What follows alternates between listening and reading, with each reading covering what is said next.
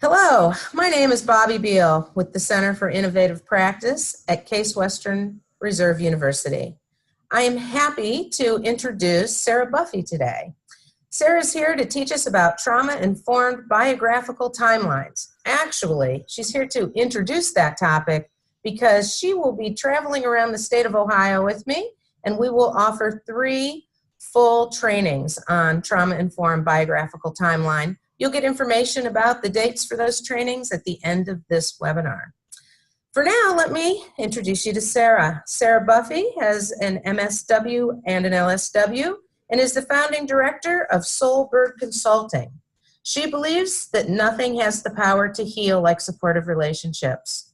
Specializing in trauma responsive care, she helps organizations and individuals disrupt current models of thinking by building empathy and understanding around the effects of trauma. Sarah has worked in community organizing, specifically asset-based community development, for over a decade and has a deep passion for her work. Her focus is to spread awareness about how trauma affects the brain and the body and to teach effective approaches for developing resilience within the people organizations strive to serve and the people closest to the work, the caregivers and the direct providers. Sarah received her master's in social work from Northern Kentucky University with a focus in trauma, positive psychology, and mindfulness.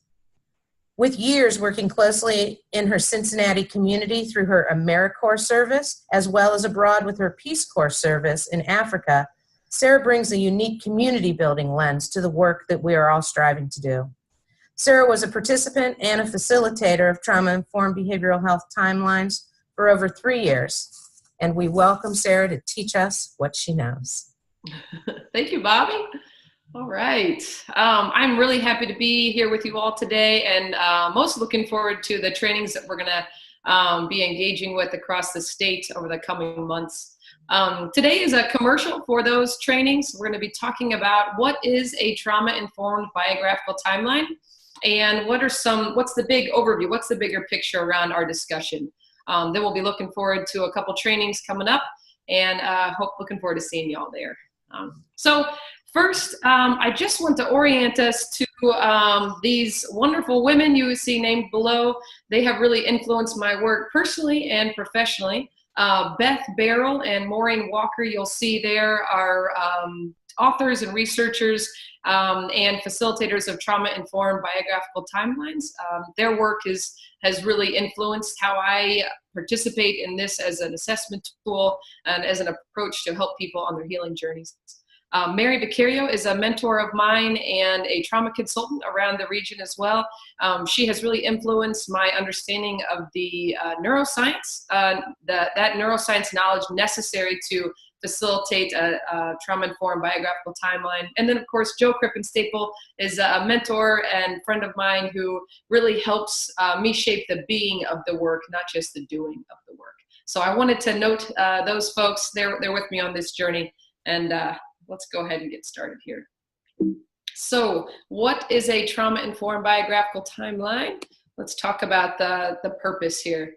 The purpose of this as an assessment tool, as an approach, is to grow our understanding about not only who is this person now, but what have they been through? What experience have they had, challenging or otherwise, that have influenced how they're able to show up in the world today. So we're really looking at who is this person in context of their life experiences. What do they need to be to facilitate their healing journey, and what will it take to meet their needs? A real important factor of the timeline is our ability to help build our empathy. When we have higher rates of empathy, patience, and creativity for the folks that we support, we're able to show up in their lives in a way that is really, really impactful. And we each have an important place in people's lives as healers. One person can make a huge difference. The timeline process really helps bring the team together and help us look at not what's wrong with the person, but what happened to them, what did they do to survive, and how can we help them on their journey. The key factors of the whole timeline process is to really look at building resilience that can lead to healing, not just focusing on what happened to that person, which is a key part, but also how can we start to recognize resilience and build on that as we join people on their journey. I do want to note this from an article Beth Barrell wrote a while ago, back in 2001. What I think is really profound about her article is she opens up with saying that she's hesitated in writing about this because when you put pen to paper, it has, there's a risk there. And she says it's a risk of deadening a living event. The timeline process is a living document, it's a living experience. It's not just about the structure of the timeline, but of all the ways, all the preparation we do and all the follow-up as we're joining someone. And she says the quest would become, this she's referring to talking about writing about the timeline. The quest would become more about a perfect biographical timeline than about the search for a deeper and more meaningful understanding of a human being who is struggling and with whom we need to transform our relationship. I really appreciate her emphasis on this aspect of the timeline. If we just know how to follow the steps, we have a risk of traumatizing ourselves and other people. So really understanding that this is a tool to really look at someone's life in a compassionate, more empathetic way, that's key to keep in the forefront of our minds. Some of our operating principles and foundational beliefs about the timeline, these were influenced by all the folks I worked with the Resilience Project, which was an effort in Cincinnati over the past 5 years. We're really looking at, with the timeline, no shame or blame. We know that shame and blame, that heightens all of our adverse childhood experiences. Anything where we have had a challenge, if we are meant to believe that we're to blame, that we should be guilty or shameful for what we went through, that's just going to re-traumatize us. So we don't want any shame and blame of the focus person, also of anyone who is in the person's life. We're going to be taking the time in the timeline process to explain what happened to someone, not to excuse anything, but to explain. Same goes for people who might have been perpetrators of violence. When hurt people, we see a real need for this bigger conversation. So we really try to avoid shame or blame of anyone. The big key thing, of course, with trauma-informed care in the first place is not what's wrong with you, but what happened to you. What takes this to being trauma-responsive care, and this is Mary Viccario's work, is looking at what did you do to survive. Oftentimes we have survival skills that look really kind of adverse to our health and safety, but when we can understand that those are survival instincts, we can really start to reframe from shame and blame to honoring what someone did to survive, and then building that to increase their resilience and their need for safety in the future. Our main operating principle is that people can heal and grow. All people, not just the focused person that we would bring into the room, but all people on someone's team. So there are two things that I think are key. If we want to bring people together to understand a trauma-informed biographical timeline, or to understand someone's current experiences in context to their life, these two things I think are really foundational. The first is the Adverse Childhood Experiences Study. Hopefully by now, a lot of folks are understanding about ACEs, Adverse Childhood Experiences, but to look up this study and to be able to speak to it, I think is really key. So I just want to speak to it very quickly. The Adverse Childhood Experience Study is something that was carried out back in 1990 with Kaiser Permanente and Vincent Folletti. What they were doing, there was an obesity clinic that was being run. And at that clinic, everyone was losing weight. They were looking at diet and exercise and all kinds of different factors. There was a small amount of the population that was gaining that weight back pretty much immediately. And the big question was, what's happening here? What's going on in these people's lives that they can't sustain that weight loss? So what the researchers and physicians did, they started to look back in the childhood histories of these folks, and they started to understand that these people had some of these 10 things in common. They had experienced some sort of physical, emotional, or sexual abuse, some sort of physical or emotional neglect. They had grown up in the home with someone who had a substance abuse issue, someone who had a mental health issue, they weren't getting the proper care. A parent or caregiver had gone to prison, parents were separated through divorce, or somebody had witnessed domestic violence to a stepmother or mother. what this researchers found out is that with these adverse childhood experiences, if you had any of these in childhood, they had direct adverse health outcomes in adulthood.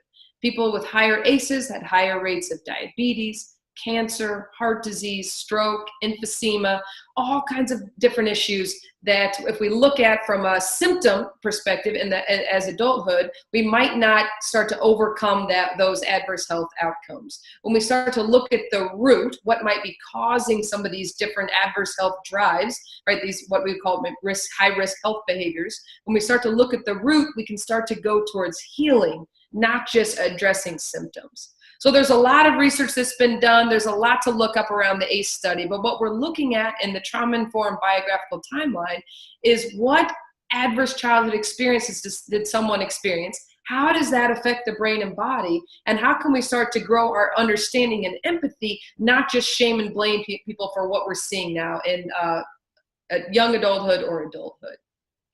That was a very quick overview. There's all kinds of Googling that can be done to understand the ACE study, but that is really foundational for our knowledge. The next thing that's foundational is the hand brain. So Dan Siegel, he dubbed this whole understanding the hand brain, and there are hundreds of YouTube videos out there that talk about this brain, but this is something that I like to explain at the beginning of a timeline process, just to ground us in our conversation, because I'll use it a lot as a facilitator.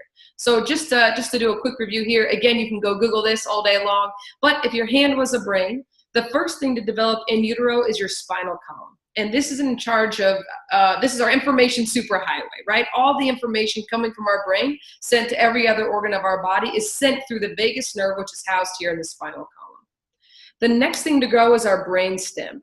So the brain stem is in charge of everything we don't think about. So this would be our consciousness, right? That would be thinking. What we're looking at here in the hand brain and the brain stem here is everything unconscious that keeps us alive. So breathing, digestion, going to the bathroom, arousal, right?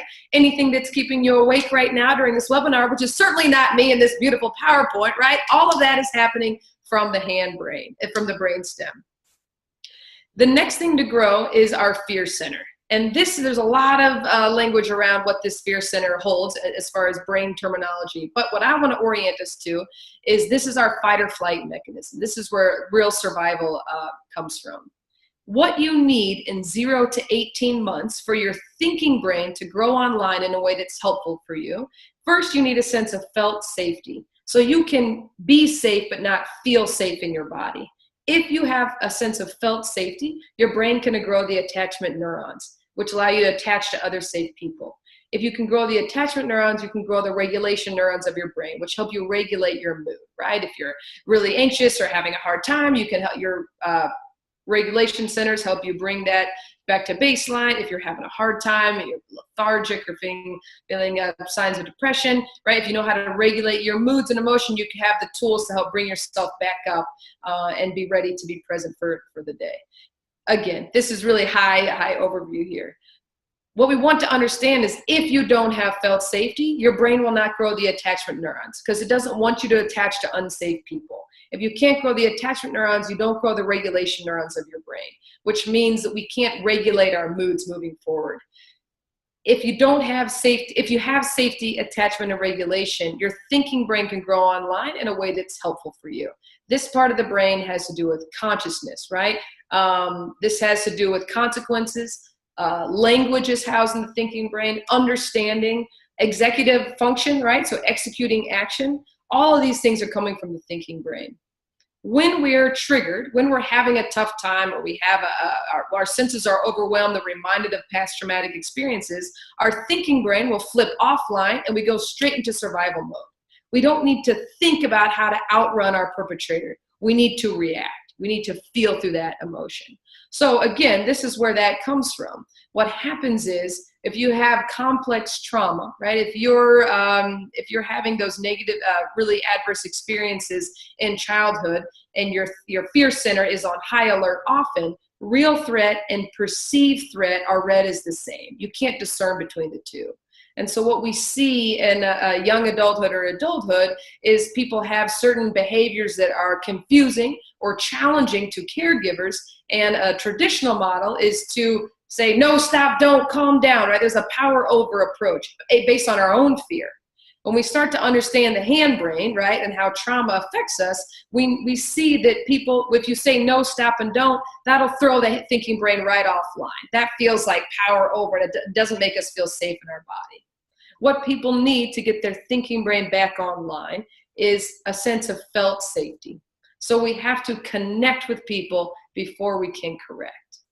What we look at through the timeline process are ways in which people maybe have experienced situations and they went offline and they reacted to a situation that might not have been the most helpful or safe in that situation, but we can understand that they did that through survival, not because they were just being bad or having a behavior. This is, I call that the B word, right? We see this a lot and we develop plans about how to manage behavior, but that doesn't help people heal. We have to start to figure out how can we help people feel safe enough to get their thinking brain online to carry out their life in a way that's safe and fulfilling to them. So those are two quick overviews. I would really encourage people to Google the ACE study and the hand brain to start to get a deeper knowledge on that. But it can be helpful throughout the timeline to orient people back to this understanding if we have that foundational knowledge. All right, two other things to remember when facilitating the timeline process are implicit memory versus explicit memory. And you'll see here, I won't read all the way through, but implicit memory really includes all those visceral or body memories, all those emotional memories. Implicit memory can really be started before that our thinking brain grows online completely, right? So from 0 to age 2, we don't have language developed. Language centers are just being developed. But any memory you have, right, from conception to when you're born till about 2 years old, all those memories are alive and well in our body. They're in our central nervous system. We used to think that trauma was just a brain thing. If we could talk about it, then we could heal it. But now we know that trauma is a body thing, right? And a lot of those memories can come really early on. Why that's important to understand is because people will usually say things, oh, that happened when they were young, or I adopted so-and-so when they were 9 months old. They don't remember those things. What we're starting to understand is, yes, our body memories stick with us. So we are able to have those body memories, implicit memories from early on. Explicit memory is what a lot of people refer to as memory, right? So that's more language-based. When it's connected to implicit memory, that really informs our belief systems. So it's hard to tease out what I'm remembering in my body versus what I have conscious memory of. This is language from Mary Vicario, but I think it's important to remember as we're going through the timeline process to really explain to people what might be an implicit memory, right? That we might not have language attached to versus explicit memory that we can actually communicate about. All right. So that was a lot, just kind of fired at everybody. What I would like to do is just take a moment, wherever you are listening to this webinar, if you could just take a moment to, we're going to take a breath together, try to breathe from our abdomen, not our chest area here. We're just going to take a time to notice what's coming up for us as we're entering into this conversation a bit deeper.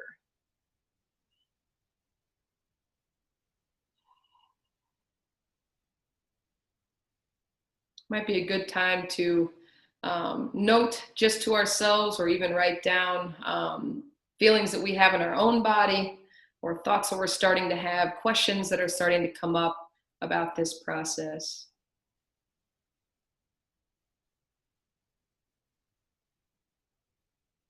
And just orienting ourselves to the bigger picture of a trauma-informed biographical timeline is not just the doing of it, but also the being of it. And it will be important throughout this webinar, throughout our training time together, and the actual process to really take time to sit and notice what's coming up for us so we can start to digest everything that we're talking about. So we'll just take one more breath together before we move on.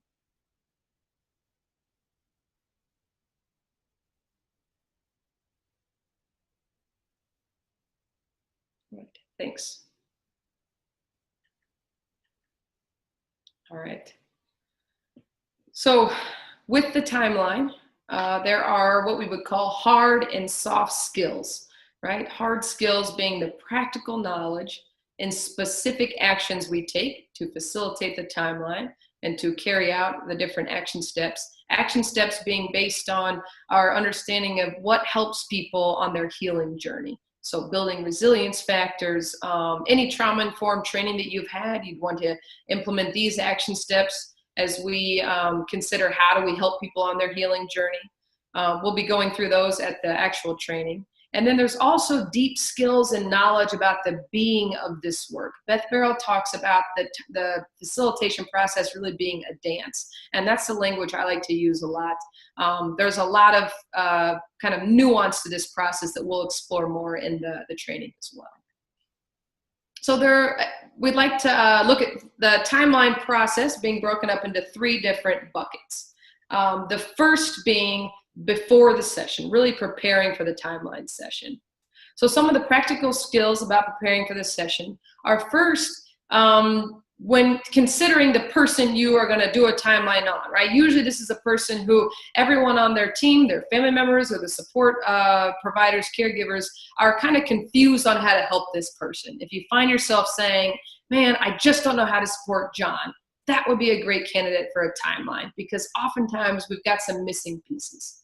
So to coordinate with the point person at the primary agency about who is going to be at the table is going to be a really key practical skill. So for example, if you have a county board, a disability services board who says, we're working with Sally, we really want to do a timeline because we're confused on really how to support her, that person who contacts the facilitator, right, would be the point person at the primary agency. They would want to start to look at, okay, who do we need at the table? What information do we need to start to bring to the table?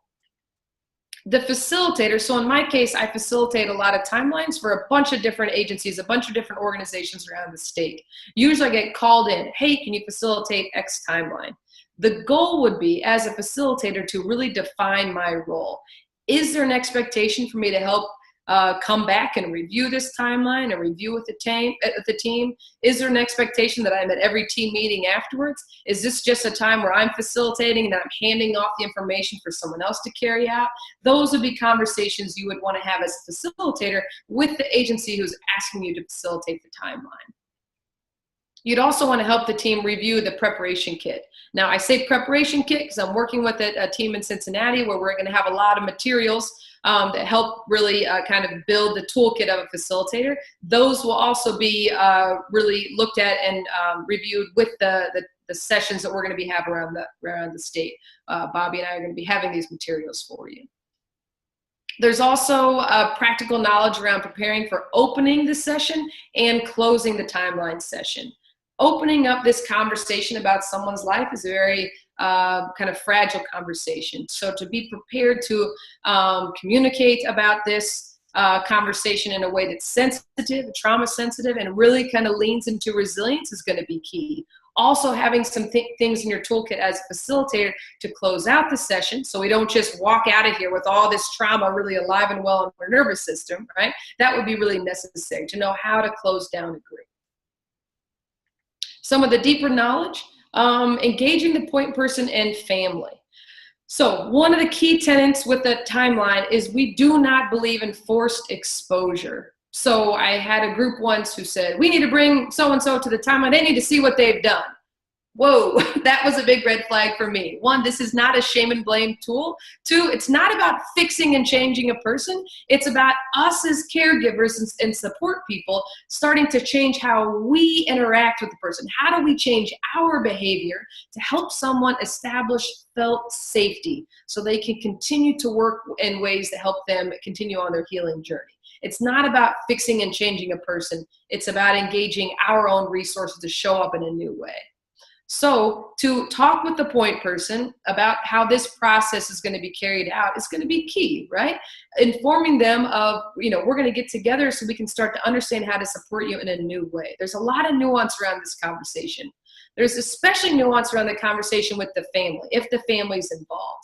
The family is welcome to come to the table. If they decide it's too painful to sit through that process, we want to honor that, and we want to gather any information beforehand that they would want to be brought into the timeline conversation. We want to make sure their voice is heard and honored. So there's a way to gather that information in a trauma-sensitive manner, to really take time before the timeline to get those different stories, not necessarily with a clipboard and a pen, but really engaging the family in that storytelling to help them feel heard and seen. And also offering support. If a lot comes up, do we know the resources available to that family or those caregivers that they can lean into after we have this conversation? We know that healing happens in relationship, and oftentimes it's not just relationship with those who are close to us, but also people in the community who can support us on our journey. As a facilitator, I want to start to make a map of how I'm going to use my time, because we want to make sure that we get through everything. It's really tough to have to stop a timeline right at the end time and run out of the room. I have been guilty of that. It's not a practice that I support, right? So we have to really be mindful in how we are going to show up and facilitate the process in a way that's going to be helpful for everyone in the room. So the next kind of chunk of time, so you've got preparation, and then you have the actual timeline session. The entire timeline is about charting the resilience and challenging experiences and coming up with ways, action steps when we leave the timeline session. A lot of times people kind of gather all the information and then it stops, and that can be really, really disruptive. We want to look at how can we help people moving forward, not just what happened in their past. So some of those best practices are starting to look again at practical skills. One, organizing the room. So I really believe that space matters. Oftentimes I put people in small groups or in circle, and some people hate that. They don't want to be so close, right? Intimacy is hard. However, getting the room to be a little bit less clinical for me is key. We're holding people's stories, and it's so important to try to make the space as safe as possible. So putting the big paper on the wall and orienting the chairs or tables around that space is important. Try not to have too many gaps where we're just all over a big conference room. That can feel a little bit disruptive and scary. So space matters. Having the paper on the wall for the timeline already up in the room when everyone gets there, so you as a facilitator can greet people and help orient people to the conversation, can be really helpful. Opening process. Often I like to ask people to introduce themselves. What is their name? How do they know the focused person? And then what is one thing that they are passionate about?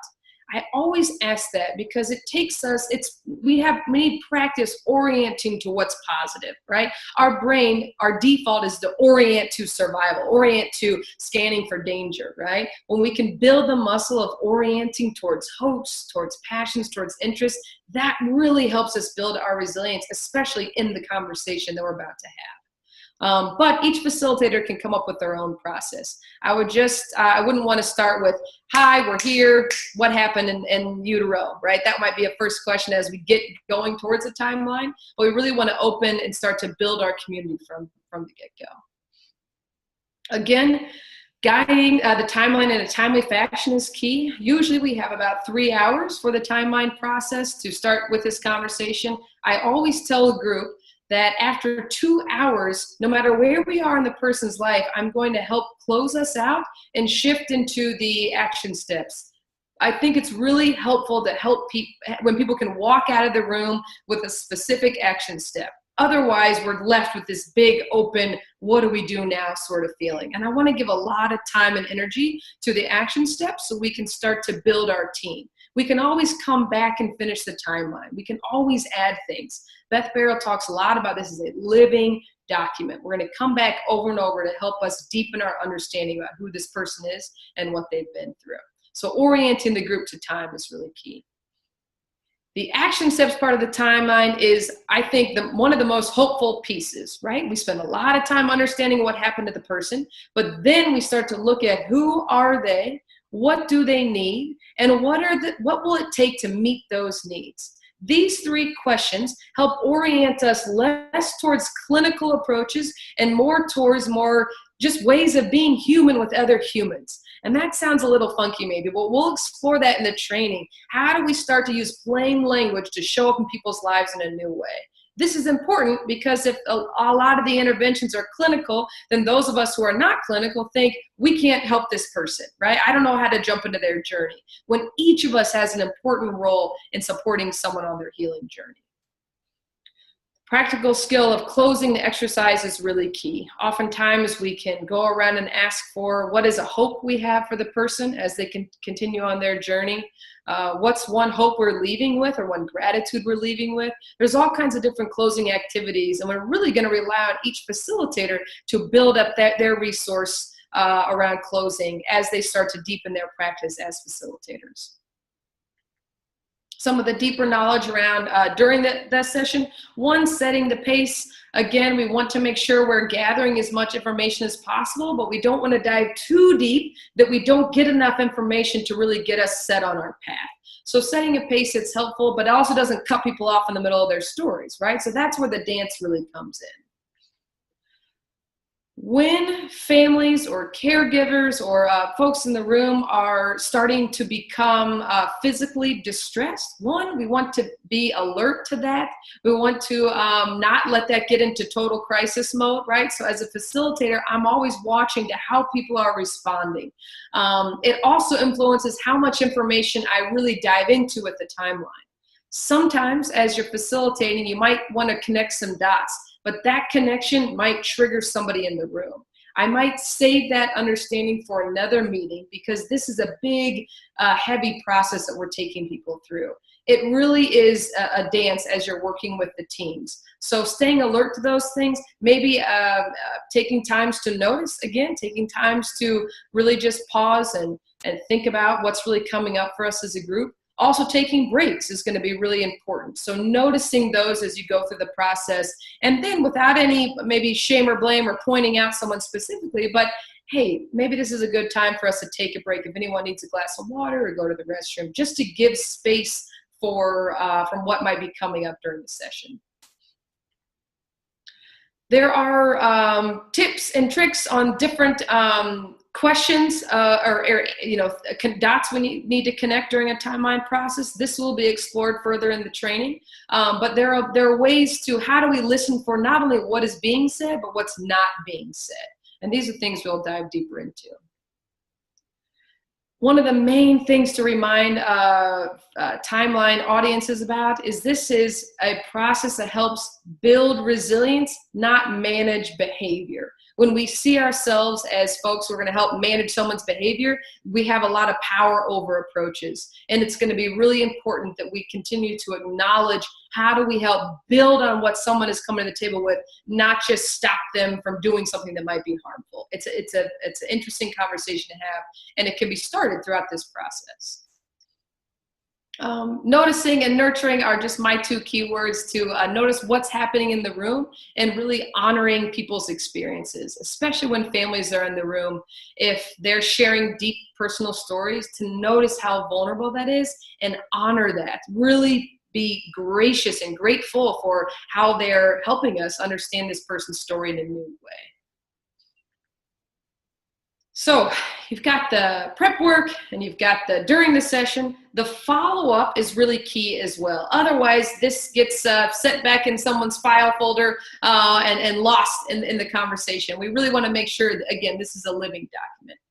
So after the session, as a facilitator, to offer follow-up on any consultation that might need to be done. As aha moments start to come, as we figure out maybe we forgot and left things out, to, if it's accessible to you, to be on call for how to follow up with our understanding of what just came up through the timeline. There's a suggested process we have for team meetings, right? So if we're all starting to get in the room for this conversation, it can be really helpful to figure out how do we come back to this conversation in a way that really is streamlined. So we have some handouts that we'll look at to help teams stay on the same page. Also, it's always nice to have a blank piece of paper next to the timeline that just has different questions we might need to ask somebody else, right? None of us have all the knowledge in the world to help understand all of what comes up during a timeline, but to be able to note that and then follow up with those different experts around specifically childhood trauma or neuroscience, or even different approaches that help people on their healing journey. To be able to reach out to those folks is going to be key. You don't have to be an expert to facilitate a timeline, but you have to be willing to reach out to those people who do have that knowledge.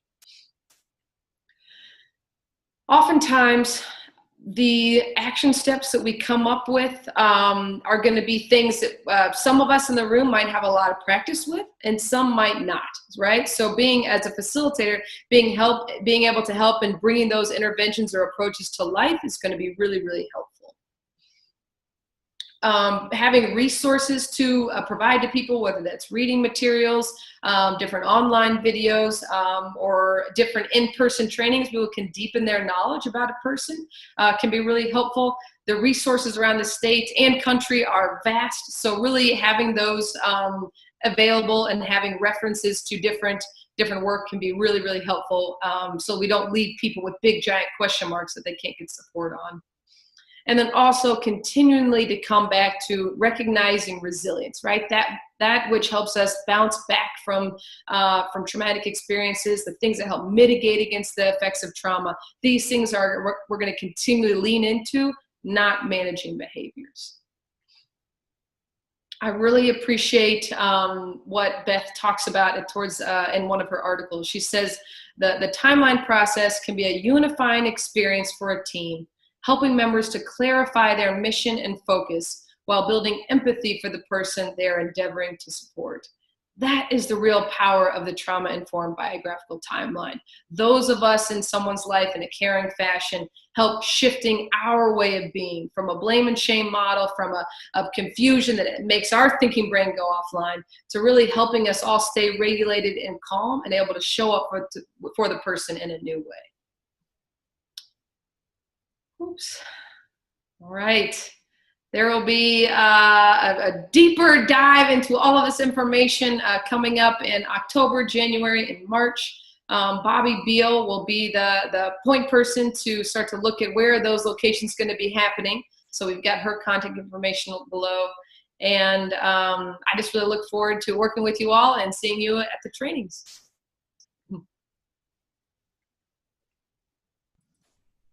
Thanks, Sarah, and thanks for this information. We look forward to seeing you as well. And as Sarah said, if anybody has questions or concerns, feel free to get a hold of me, bobby.beal@case.edu. And we'll be in touch with announcements via our listserv for the kids' learning communities with the location for each of those dates soon. Thanks very much.